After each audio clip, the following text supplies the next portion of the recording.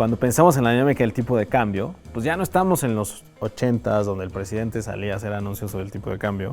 Ya estamos en una economía que opera con estas reglas, que lleva 30 años madurando por estas reglas y que la dinámica del tipo de cambio obedece a todos los flujos de servicios, de bienes, de inversión, de remesas que ocurren entre las dos todos los días en volúmenes muy amplios. Comprar dólares tiene una connotación de protección prácticamente en la sociedad mexicana. Incluso no tener dólares, para gente que tiene sus ahorros, se sienten incluso frágiles. Y esto tiene que ver con un contexto totalmente histórico, donde la gente ha perdido patrimonios derivados de muchas crisis que México ha sufrido desafortunadamente. Sin embargo, en los últimos años, de 5 años para acá, el rendimiento del peso contra el dólar ha tenido una ganancia alrededor del 70%, lo cual implica que haber comprado dólares en los últimos 5 años pudo haber sido tu peor inversión. Víctor Gómez Ayala, muchas gracias por estar con nosotros en Escala de Grises. ¿Cómo estás? Muy bien, muy contento. Creo que va a ser un episodio interesante por todo lo que implica para el tipo de cambio. Estoy totalmente de acuerdo, Vic. La verdad es que el tipo de cambio, desde mi punto de vista, hace un parteaguas, si tú me lo has platicado, de 1994, antes del 94, que es la crisis, y después del 94, es un parteaguas. Y no nomás es por el tipo de cambio, es la economía como tal mexicana entra en una dinámica distinta. Totalmente. Pero el hecho de que llevemos ya varios años sin crisis, sin unas depreciaciones muy grandes, me habla que el tipo de cambio no es el mismo hoy del que antes del 94 veíamos, ¿no? Como con cada cambio de sexenio y una crisis. ¿Qué razones dirías tú le dan al tipo de cambio ese cambio, valga la redundancia, ese parteaguas, que nos permiten hoy por hoy ver que es totalmente distinto a lo que nosotros en nuestra psique y en nuestras generaciones, nuestros papás, nuestros abuelos tenían como concepción del tipo de cambio, ¿no? ¿Qué opinas? ¿Cuáles son las razones por las cuales existe este parteaguas? Hay 3 hitos que son fundamentales y es curioso porque en este año convulso que fue 1994 ocurren 3 fenómenos macroeconómicos clave, ¿no? El más importante de ellos es el cambio de régimen para el tipo de cambio, para la manera en que se determina el precio o el valor del peso frente al dólar, ¿no? A nivel teórico existen como 2 mundos, ¿no?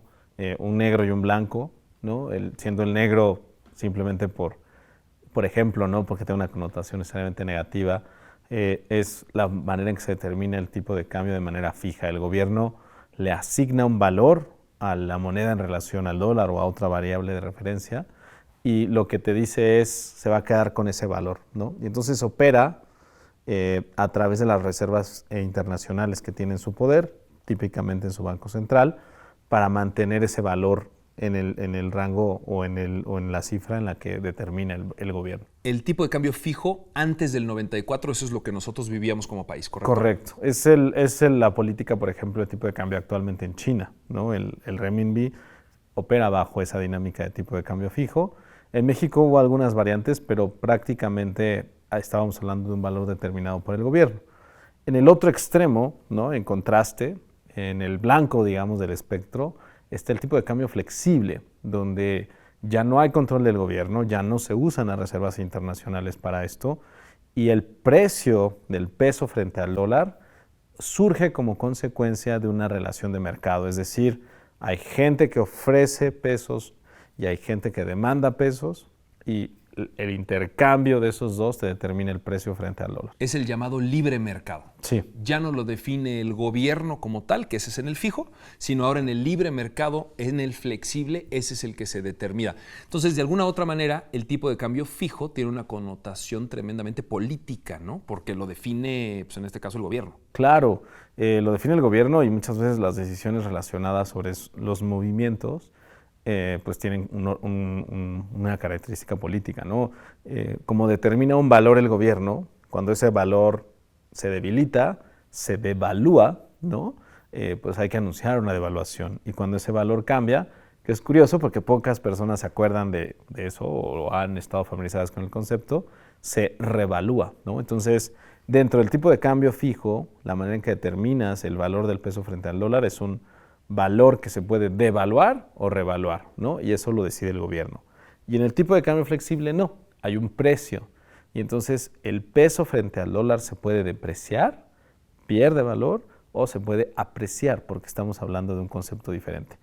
La transición entre esos dos regímenes ocurre en el 94 para la economía mexicana y por eso es el primer hito clave de transformación relacionada con el tipo de cambio que ocurre en este periodo. Ok, ese es el primero, el tipo de cambio flexible o inicia el tipo de cambio flexible. ¿Cuál dirías que es el segundo? El segundo tiene que ver directamente con el manejo de las reservas internacionales, ¿no? Y la autonomía del Banco de México que se le da a nivel constitucional, está garantizada en la Constitución, implica que el gobernador del Banco de México ya no es un empleado del presidente, ¿no? Antes del 94, el director general del Banco de México era un empleado del presidente y si el presidente se enojaba con él, lo corría, ¿no? Hay más de un ejemplo en crisis, ¿no? Donde el presidente decía, ya no quiero este director, vámonos por otro, ¿no? Y no solo eso, supongo que entonces que el presidente podía casi meter mano a Banco de México y a sus reservas en todo caso. Sí, indirectamente lo hacía porque con el tipo de cambio que determinaba el presidente, pues para eso se usaban las reservas. Entonces las reservas se liberan en dos sentidos, ¿no? Se liberan en el sentido de ya no es un mecanismo de control del gobierno o potencialmente del gobierno, sino también ya no las necesitas para mantener un valor más o menos artificial, ¿no? Sino ahora pues el precio lo da a determinar el mercado y ya no usas las reservas, las liberas en dos sentidos. 1994 viene el cambio constitucional y a Banco de México, obviamente dentro del gobierno, pero totalmente separado con sus decisiones totalmente autónomas. Dentro del Estado, pero no como parte del gobierno. Ok, Correcto. esa es la segunda razón por la cual las consecuencias del comportamiento del tipo de cambio que tenemos hoy no son las mismas de antes del 94 a hoy, el segundo. Tercero, ¿cuál dirías que fue el cambio trascendental que tuvo el tipo de cambio? La firma del Tratado de Libre Comercio, el TLC o Telecan, viene a ser el colofón de una serie de cambios en las relaciones comerciales de México.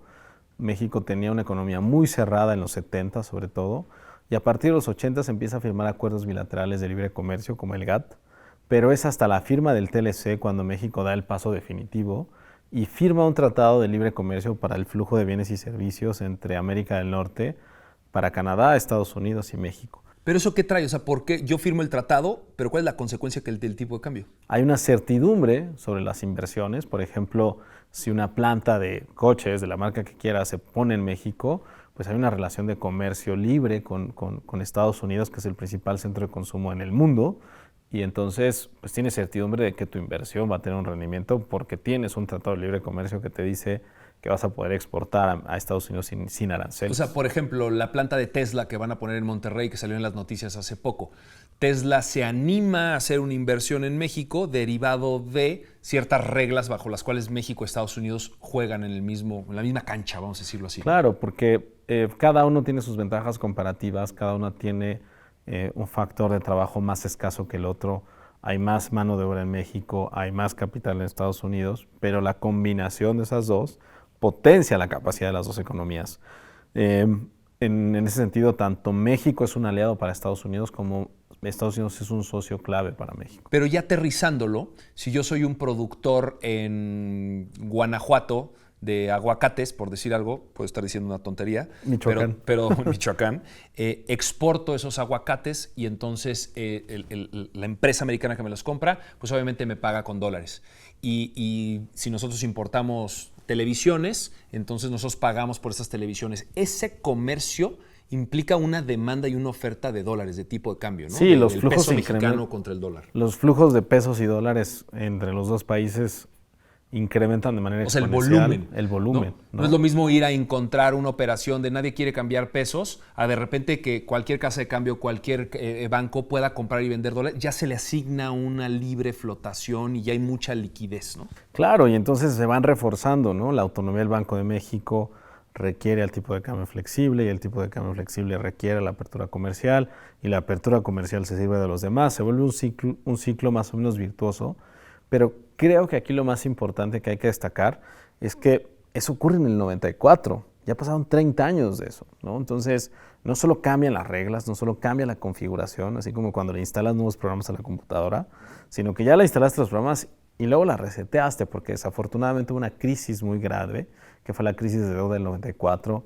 Algunos la conocen como el error de diciembre. En la literatura macroeconómica en el mundo le llaman la crisis del tequila. Si tú le preguntas a una persona que no es economista y le dices la crisis del tequila, ¿qué es eso, no? Como que es un fenómeno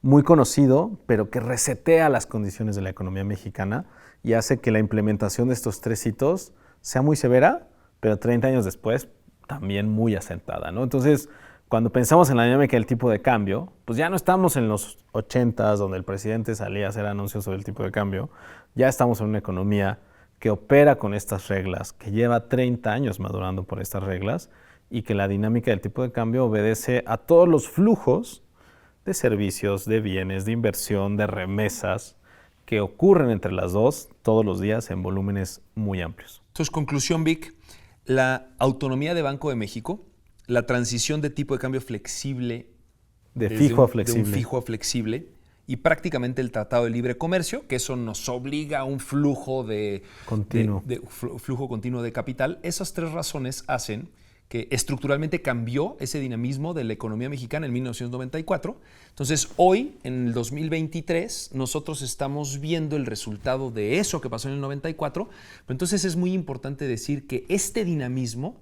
es totalmente contrastante a lo que sucedía antes del 94. Sin embargo, como seguimos con el concepto del tipo de cambio, le seguimos asignando una connotación negativa, ¿no? Subió el tipo de cambio y todo el mundo piensa que estás devaluando y pierdes tu casa y pierdes todo tu valor. Pero no es cierto, porque hay una estructura mucho más sólida.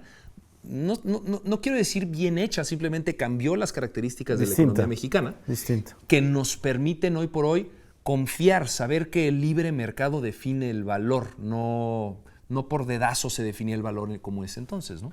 Claro, y que los ajustes que requiere la economía se dan de manera más ordenada y más rápida, ¿no? Cuando hay una decisión política que tiene que existir para que se dé el ajuste económico, pues a veces el timing político no es bueno, ¿no? Por eso hablabas de las crisis de finales de sexenio, ¿no? Si había un presidente que estaba pensando en su sucesión, ¿no? Estaba muy ocupado en eso, y de repente llegaban a decirle los economistas del Banco de México y de Hacienda que tenía que devaluar, pues no estaba en la prioridad del presidente hacer eso, ¿no? Porque era 100% político la motivación, ¿no? Exacto. Entonces, digamos que por eso es que hoy en día tenemos un equilibrio mucho más estable, en el sentido, nos sirve mejor el tipo de cambio como está. Pero para entender por qué nos sirve mejor, justo como decías, hay que diferenciar qué pasa antes y qué pasa después. Y creo que para eso tendríamos que hablar en un espacio más de Escala de Grises. Me parece maravilloso. ¿Te parece entonces que en el próximo capítulo de Escala de Grises analicemos cómo funcionaba la economía, por ende el tipo de cambio, o qué papel jugaba el tipo de cambio antes de 1994, ya más a detalle, y después de 1994? A nuestros días, claro. Con el propósito de hilar la historia completa. Víctor Gómez Ayala, muchas gracias por este capítulo del tipo de cambio. Creo que es maravilloso y nos vemos en el próximo, justamente para concluirlos. Gracias a ti, Takis, un placer. Mi nombre es Oscar Luna Farel. Nos vemos en el próximo capítulo. No se lo pierdan.